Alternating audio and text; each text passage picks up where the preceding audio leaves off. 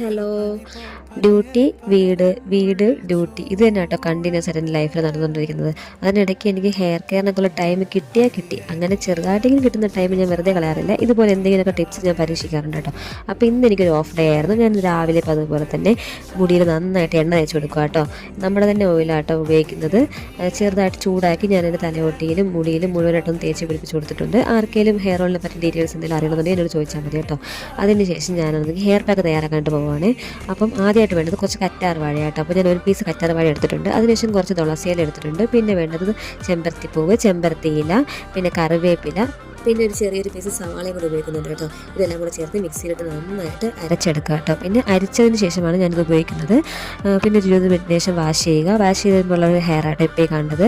പിന്നെ ഇത് പിറ്റേ ദിവസത്തെ എൻ്റെ ഹെയറിൻ്റെ അവസ്ഥ കേട്ടോ. നല്ല ചേഞ്ച് ഉണ്ട് കേട്ടോ. നല്ല തിക്നെസ്സും നല്ല സ്മൂത്തായിട്ട് കിടപ്പുണ്ട് കേട്ടോ. അപ്പോൾ ഇതൊന്ന് ട്രൈ ചെയ്ത് നോക്കണേ. Okay, by.